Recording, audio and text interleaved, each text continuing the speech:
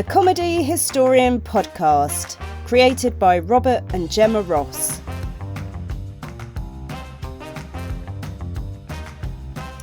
Welcome to the latest episode of Quip Wrecked, the podcast which discusses which comedy actor and actress you would choose to be on a desert island with, along with your choice of comedy creative, be it a director, writer or producer, and your favourite TV sitcom, along with favourite comedy film. In today's episode, Robert is joined by stand-up comedian, actor and writer Dave Ainsworth.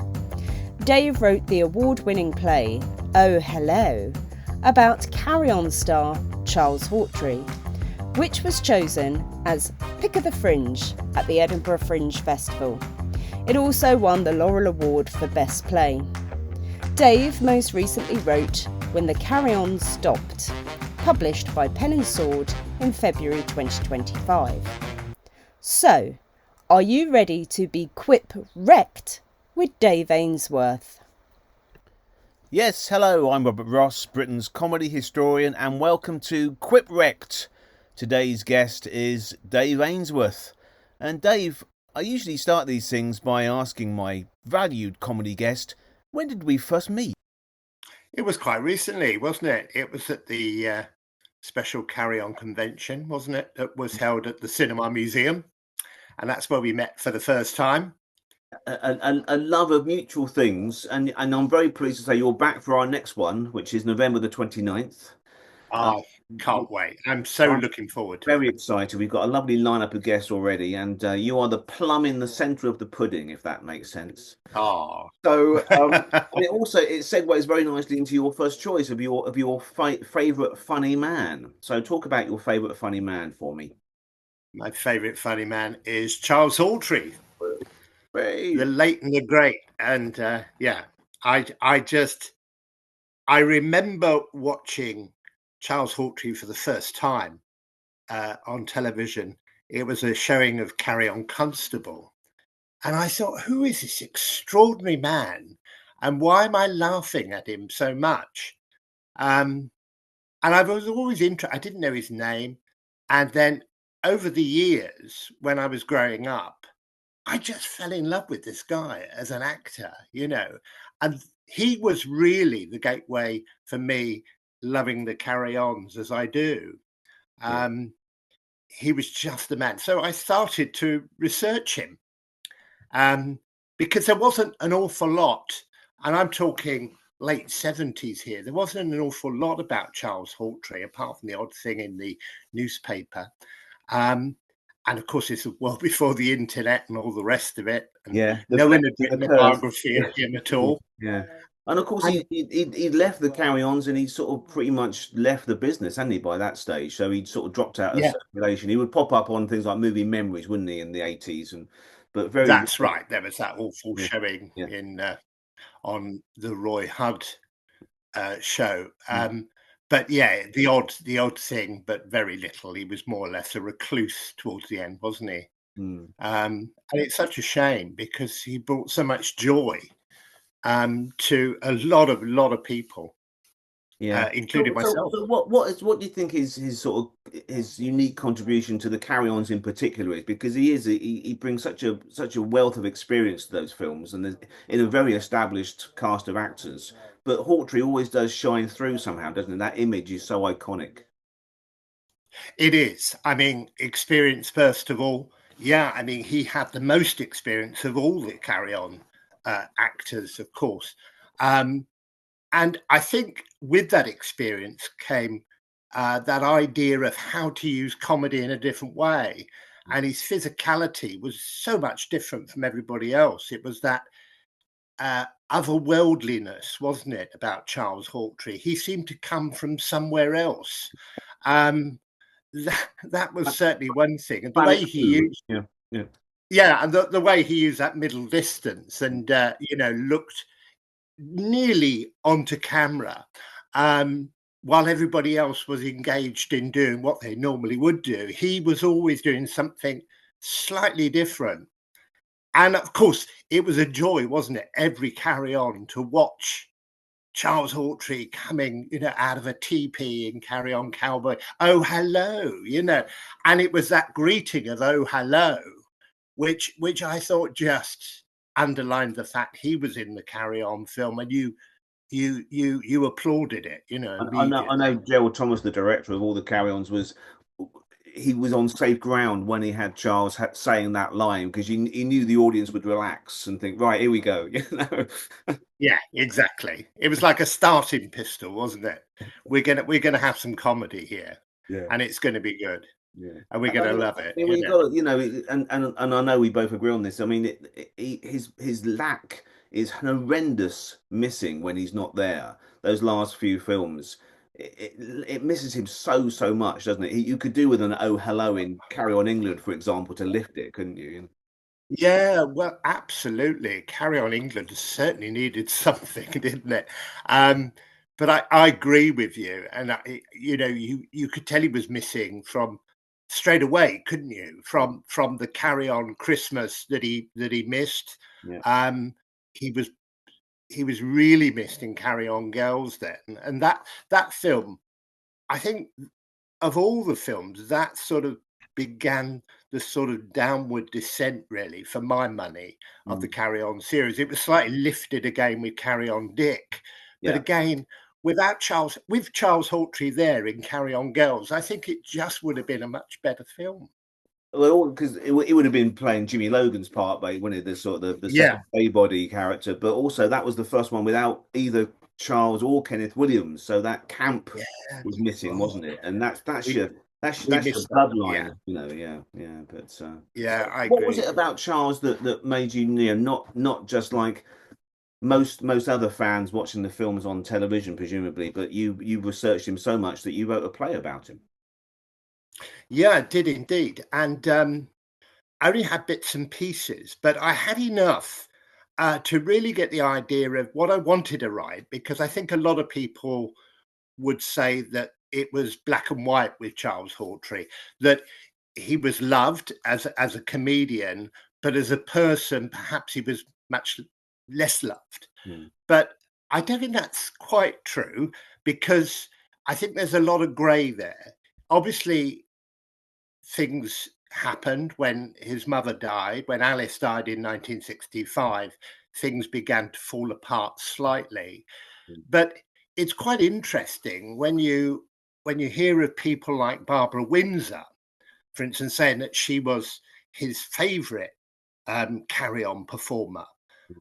You begin to understand that actually there's a lot to Charles Hawtrey, and I think that the whole thing about experience really was important in my play, was to hark back to the days of Will Hay Mm. and George Formby, these people, these wonderful performers who he not only worked with but learnt from. And he learnt how to engage an audience, first of all on stage, and then he learnt how to engage it on film. And I think it was just a great shame that he wasn't given enough exposure, in those years between Will Hay and the Carry Ons. I think he was sorely neglected.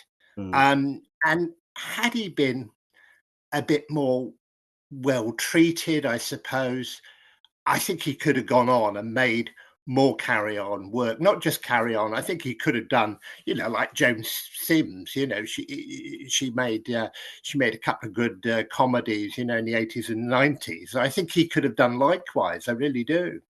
Yeah, I suppose in a way it's been said, and I'm going to say it again just to be devil's advocate here, but he could be his own worst enemy, couldn't he?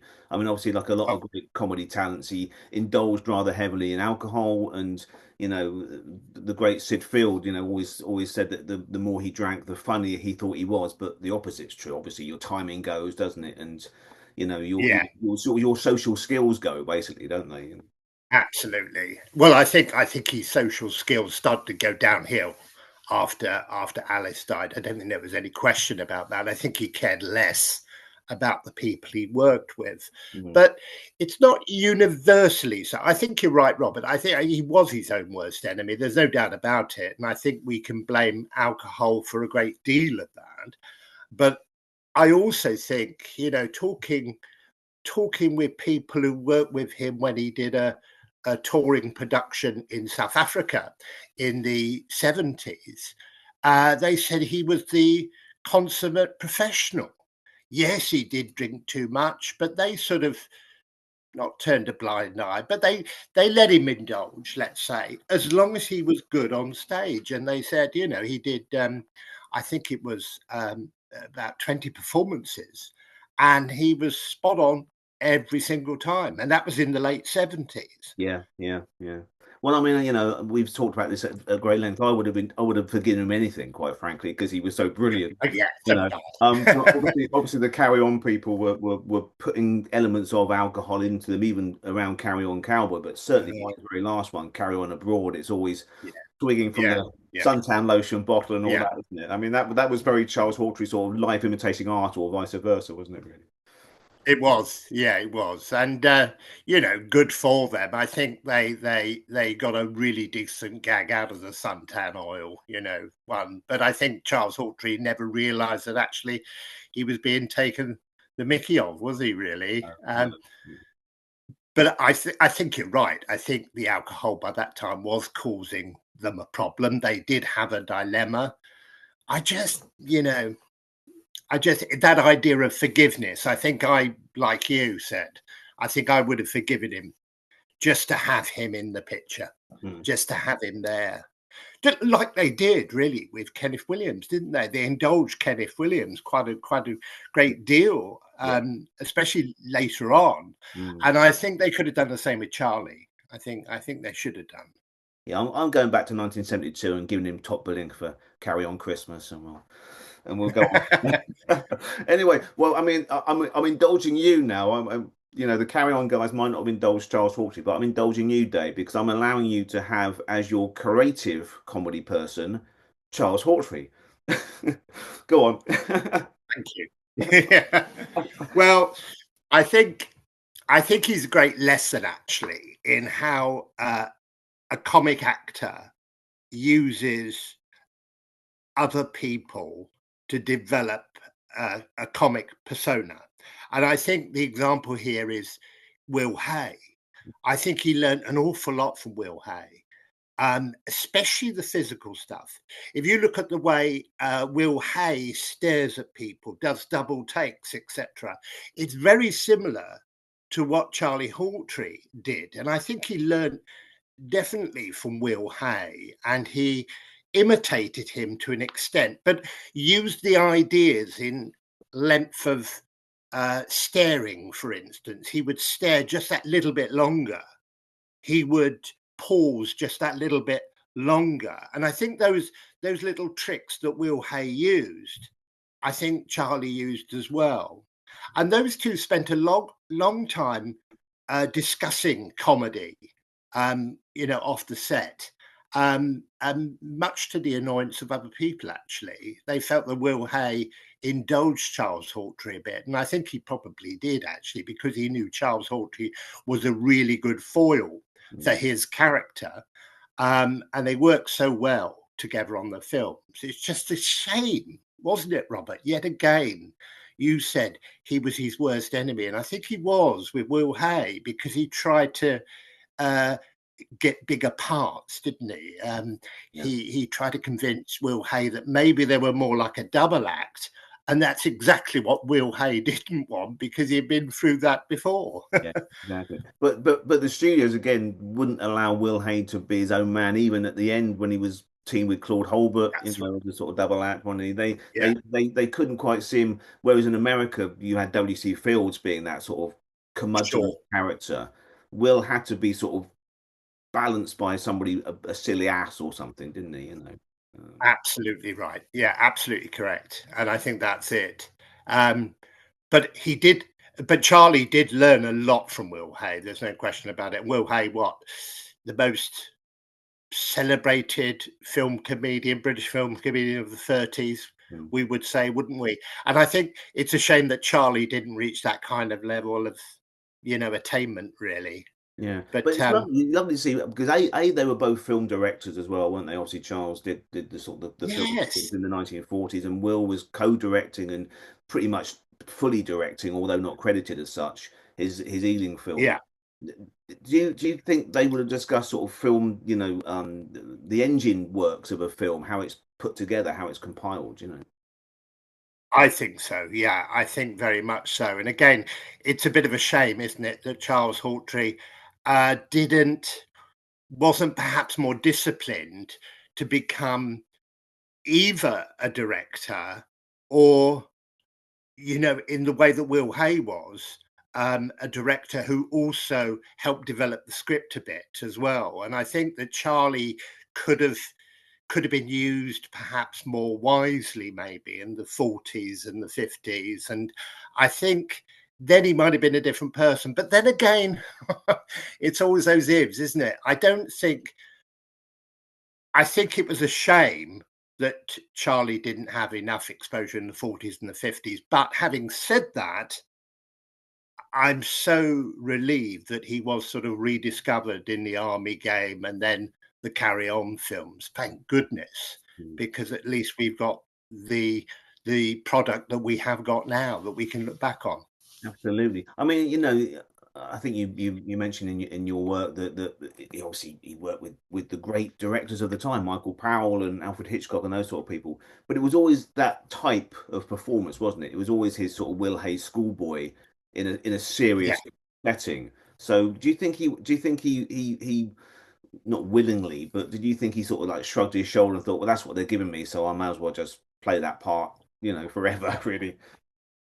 Yeah, I suppose so. And I suppose, he developed this persona, didn't he? And I mean, if we just look at the Carry On films, I mean, I think, yes, he was Charles Hawtrey, wasn't he, in every film he did.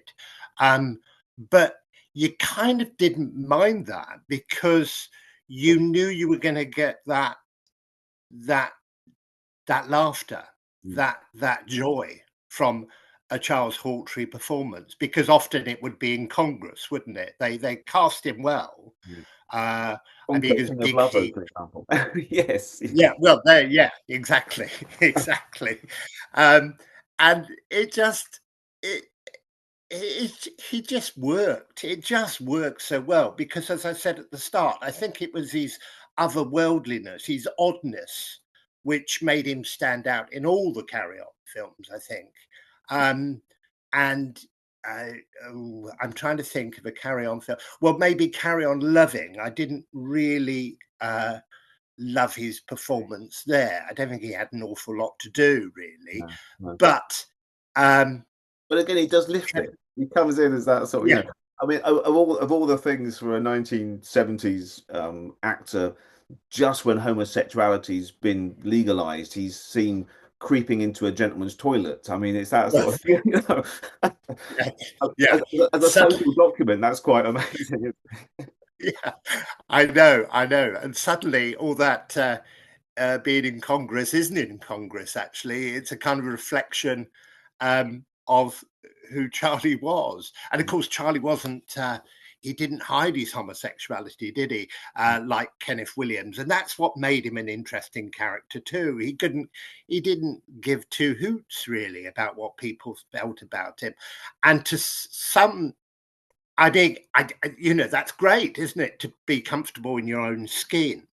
But of course, that caused him to be a little bit, for other people to be comfortable with. They found it more difficult. But there's two things there as well, because that is his character and it's himself being that comic character as well. So that's why I gave you the creativity, because he did create that character for himself, really.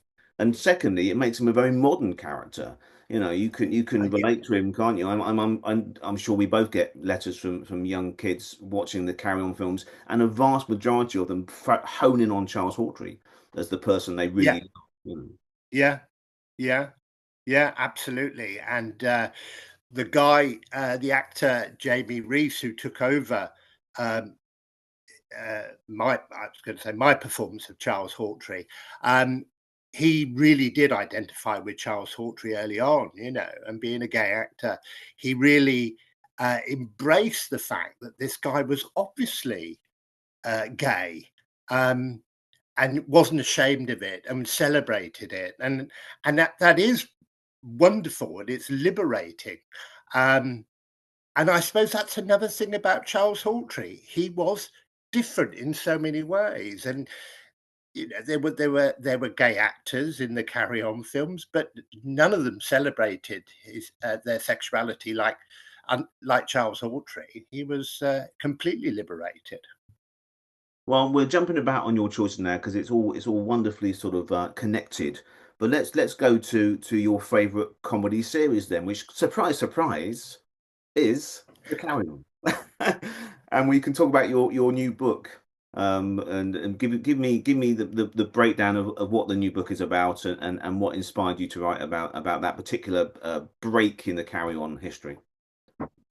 Well, I thought the story of moving from Anglo to rank, I wasn't sure about it, because of what happened.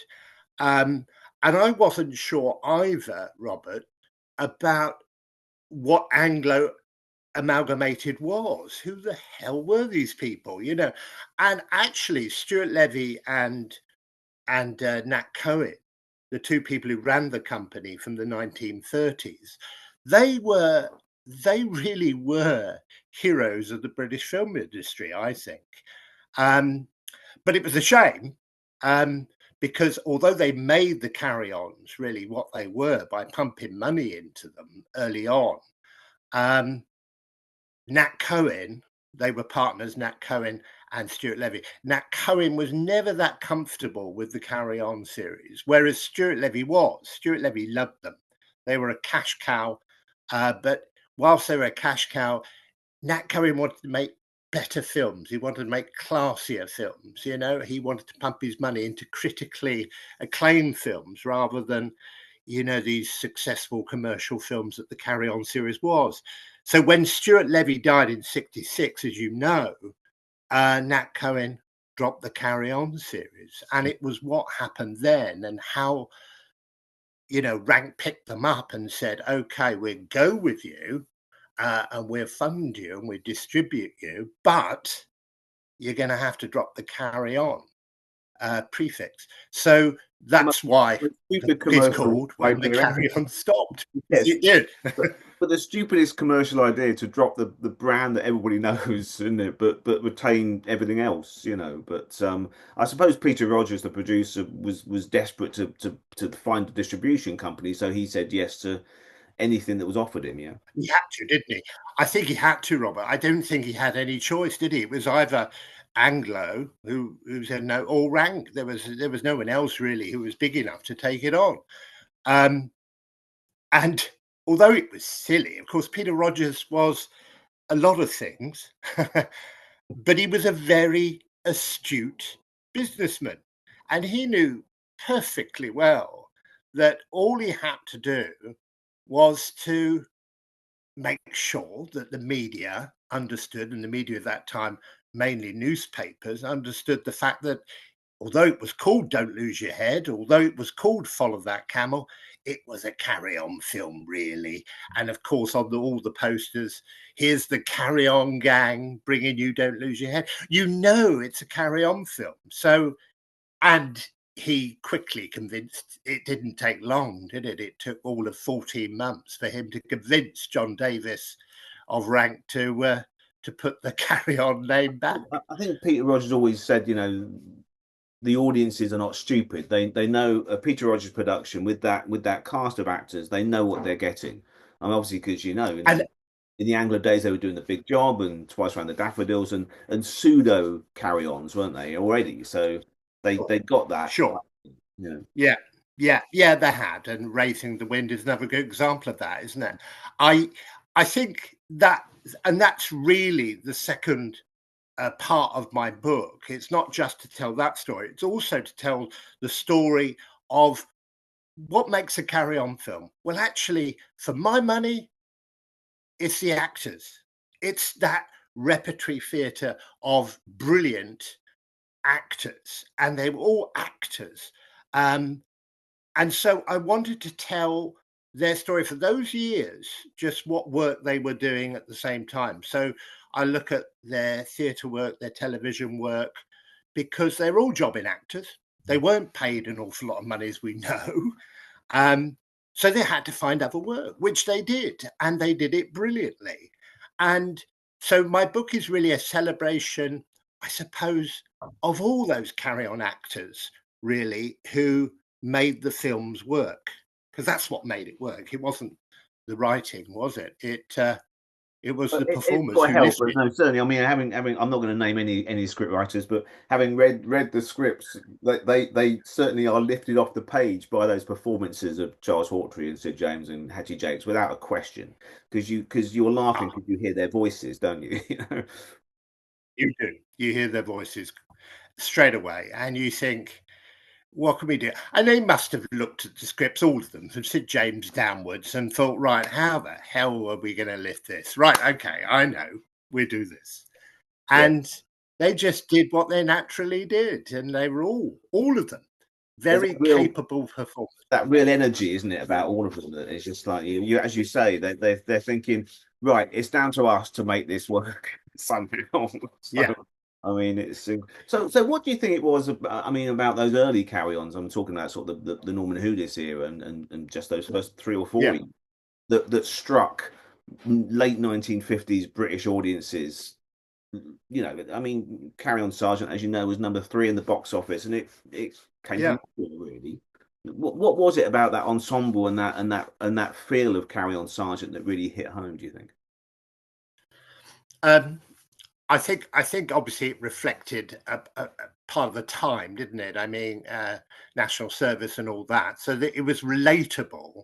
And I think those early films were all quite relatable, but they all told quite an interesting story. I think, you know, the Bob Monkhouse, Shirley Eaton central story line was, you know, effective. It was very good, but I think we suddenly realised that these films, and it wasn't really until Teacher or Constable where, oh, it's that team again. It's those actors again. It's that group of people. Um, and that was quite funny, wasn't it? It was something to think, oh, I feel quite comfortable with this. Mm. Um, and I can really relate to these characters. And I think it was that really. Well, you mentioned that phrase. I mean, Jim Dale always says we were the only rep company of film, and I think he's true, really. And a lot of them had that rep experience. So Yeah, they've been performing one play and learning the next one and rehearsing the third one and all that, you know. So there's that ability to play comedy in wonderfully broad strokes in 1 or 2 takes and make it look effortless. And of course, it isn't effortless, as you know. yeah, As an actor. yeah. Because the work was done by the actor before they'd even been near a camera. That's the thing. As I said earlier, I think all of them were very adept at looking at a script, learning a script, and reading a script with other actors in rehearsal and thinking, I can lift it here. I can do this. Oh, if I say that, if I top you there, but I do it more effectively if I just cut that line. And they did do that because, as you say, that's what rep actors do. You have to learn it quick, but then you have to give yourself just enough time to make it right. And because it was film, not theatre, I suppose you've got to be on that sort of visual side of things as well. You've got to know where that camera is going to be. You've got to know where the reaction shot's going to come from, and all these things. That's why people like Sid James brought so much to it, because they had a wealth of film acting. It wasn't just rep; it was that film acting that made it work and made it so efficient. And of course, Peter Rogers and Gerald Thomas weren't silly. They picked uh, really good actors. Oh, totally. Yeah, the cream of the crop. But there's that wonderful sort of heady mixture of being a team player with the actors, but also just that edge of upstaging. You know, is almost like a sort of, as you say, they're battling between each other to top each other's Yeah, performance and get the last laugh, quite literally, aren't they? absolutely. There's no good being a team player and all and all charging on the same level, is there? They could all see that up and downness to it. Sid James was very generous, wasn't he, as an actor? And I think all of them were really, even someone like Kenneth Williams, I think, recognised that you have to bounce the ball about a bit, or else it doesn't work. I mean, he said that about um, uh, Jack Douglas, didn't he? That he said, "Oh, he's very good. I'm going to give him a bit more to do here on Carry On Dick," because he recognised that actually Jack Douglas could do it. And I think when Kenneth Williams could trust the actor, it was fine. It was fine. He could bounce the ball between, and he recognised that sometimes, as you say, sometimes it's going to be your scene, but the next scene's definitely going to be mine.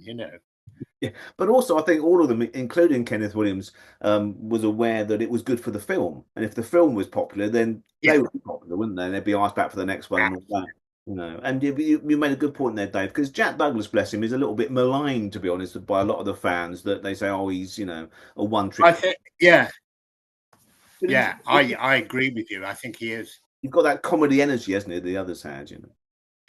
Yeah, absolutely. And and again, he was a good team player. He recognized a good team when he saw it. He'd be a fool, wouldn't he, not to be in the Carry On films. He knew that straight away. But we should celebrate people like him, Peter Butterworth, who always gets forgotten about, I think. And they should never be forgotten. No, you're quite right. And another person who should never be forgotten and is beloved by the fans is your favourite funny female. Is that? Oh, Jodie. Jodie Sims, I think, is absolutely top. It's everything about Joan Sims, and it was a remarkable thing. I can still remember watching a film, and I was thinking, who on earth is that extraordinary actress? And the film was Doctor in the House, and of course the character was Rigor Mortis. And when I realised it was Joan Sims, who I'd enjoyed from the Carry On films, I couldn't. And this extraordinary actress who could do so many things, was very clever, was visually always interesting. And again, another one I liked her. And you'll like this film as well, Robert, The Naked Truth, Oh, in love which that. he plays Peggy Mount's nervous daughter, Ethel. And it's a wonderful performance. It's a small cameo role, really, but it's so She's all sort of tearful and fussy, and her mum's very yes, stoic and get on with it. that's right. Yes, your sympathy for poor old Ethel is there at the top, isn't it? Because you got Peggy Mount on, bounding over you. But it's a very clever performance, and all of these little performances were all very different. And I think it's a great shame, and I say it in the book. It's a great shame that really she was given so many in different roles in the Carry On films. I think it's a shame that by the mid-60s she was given the dowdy character, the moaning character, the sort of miserable person, because she had so much to bring to the party. I think she was fantastic, wasn't she, in Carry On Cowboy, as Belle. She had put a bit of weight on. She was always conscious about that. But my goodness, she played it sexy, didn't she? As you say, so sexy and sultry, and Yeah, poured into that gorgeous sort of sparkling dress, didn't she? She looked absolutely. $1 million on that staircase coming. Absolutely. She really could. So I think all of those early carry-ons up to Cowboy, I think she was really fantastic. Then she was given not much to do, with the exception of one film, of course, my favorite carry-on film, which no doubt we'll go back to. But then, Robert, wasn't it lovely to see that re-emergence of Joan Sims later on when she did so many little things, like On the Up, as Mrs. Wembley. What a great character that was for her.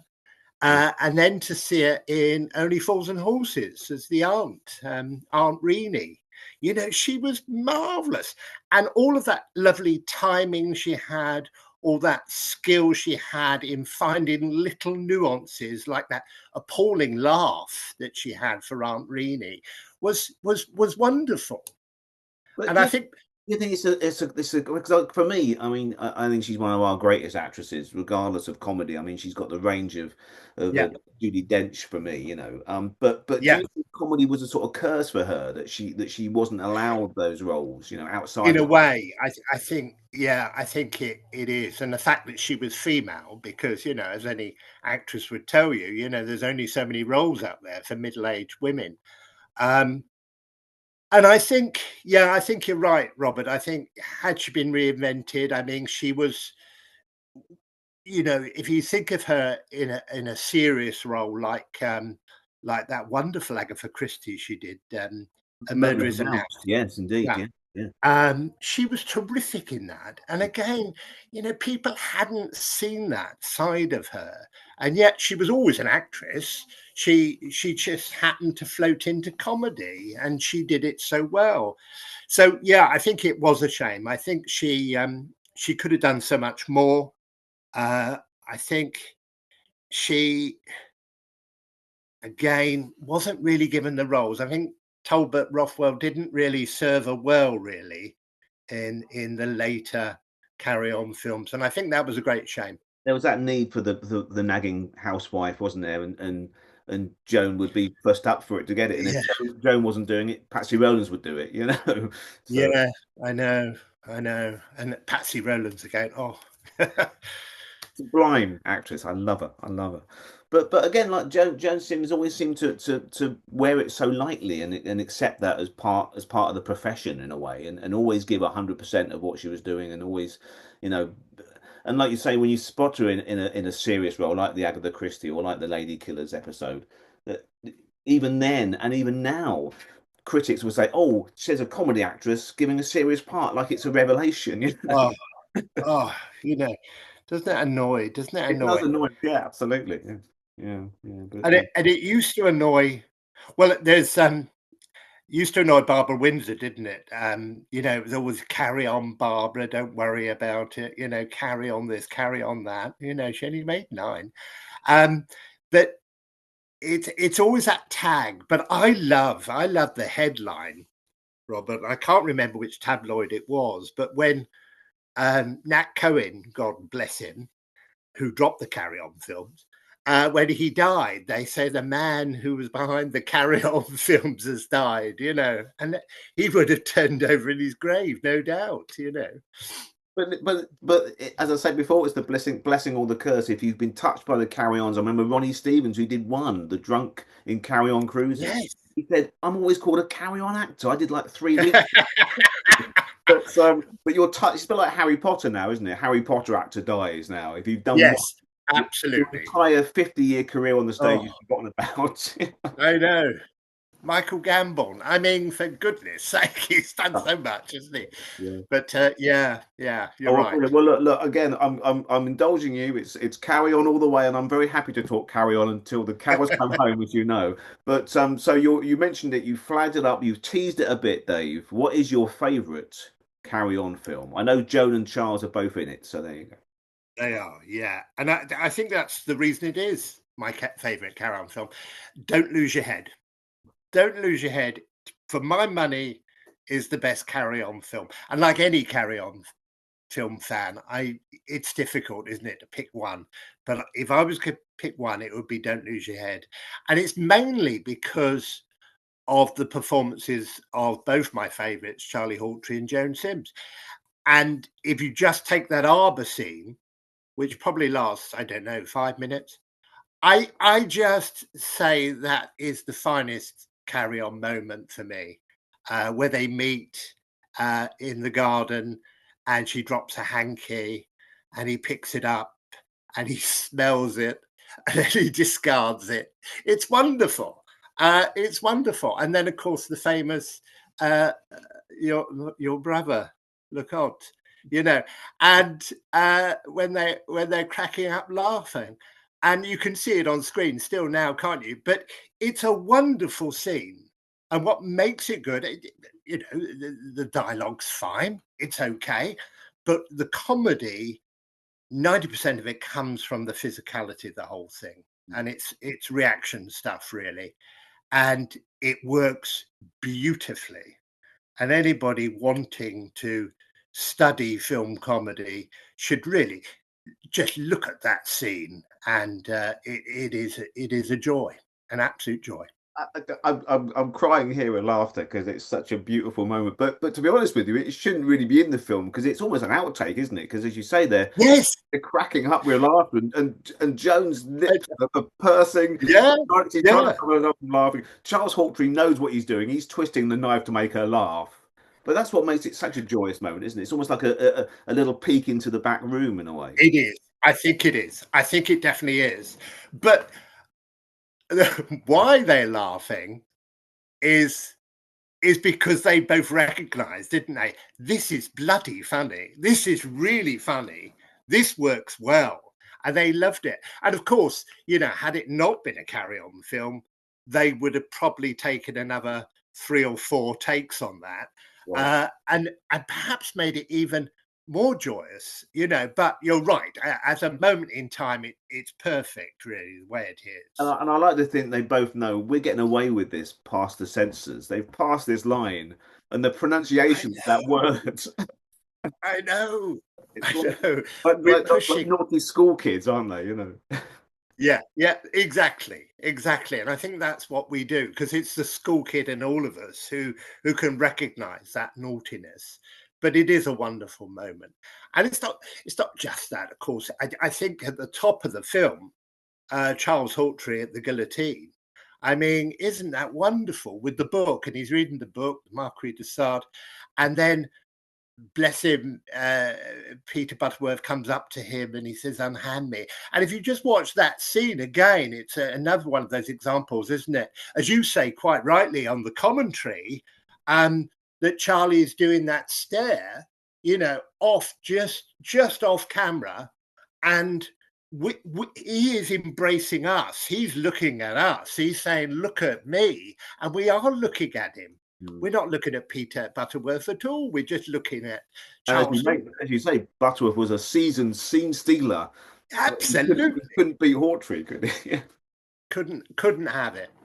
And I love that. And I think it's a perfect part for Charles Hawtrey.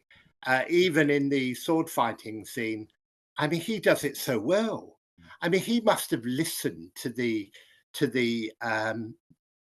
fencing coach really well, actually, because he does it very well. You know, not quite as well as Jim Dale, perhaps, but no, but he does it. He does it in character, doesn't he? He retains that sort of effete quality to it. But he does. He puts his sword through a few of the enemies there. He's absolutely. No, that's brilliant. Well, look, I mean, that's an amazing. I mean, of all the carry-ons to pick, I do love Don't Lose Your Head. And were you a fan of that sort of daring do sort of Scarlet Pimpernel thing, Robin Hood? Was that also part of the reason why you love that one so much? Yeah, I think so. I think, and I don't think it's that controversial. I think the costume carry-ons were generally the best ones. It's sort of because the humour, it just related so well to the costuming. It worked so well in Cleo, Up the Khyber, Cowboy, I suppose you could say. They all seem to work well in that environment. And because, again, it's incongruous, isn't it? It's incongruous. And we love that. And I think that's, for my money, I think that was Rothwell at his best as well. You know, I think those middle carry-on films were definitely the best. Yeah, and as an actor, I suppose to put on a nice frock or a nice sort of suit of silk, you feel comfortable, don't you? You feel. Well, especially Richard Burton was wearing it before you. You know, it all rubs off a bit on. Yeah. Well, listen, Dave. I think, you know, even me, I'm probably going to go back to dig through my Carry On box set. And thanks for the plug for the commentaries. If you want to listen to the commentaries, you can. No, it's a very good commentary, as all your commentaries are, Robert. You know how much I enjoy them. Thank you so much. Well, listen, I mean, please plug the book again, Dave, and hopefully people will go rushing to Amazon or their local bookshops to buy it. Okay, the book is called When the Carry-On Stopped by Dave Ainsworth, and it's published by Pen and Sword, and it's out now. Hooray, there you go. And you will be a special guest at the Carry On up the Cinema Museum, or as we've now branding it, Robert Ross's Comedy Carnival, which is number 8 Right. of these in November the 29th. And you'll be giving us a performance. I'm very excited of your Charles Hawtrey play. So Yeah, I'm going to do a scene from Oh Hello, aren't I? Yeah, I can't wait. It's which I'm looking forward to enormously, actually. wonderful, and you'll be there with a lot of great comedy people as well. So that'd be a lovely day. So listen, Dave, thanks so much. Good luck with the book. Oh, thank you, Robert. And we will catch up and chat comedy and particularly Carry On again soon, I'm sure. I'm sure we will. Thank you, Robert. Thank you so much.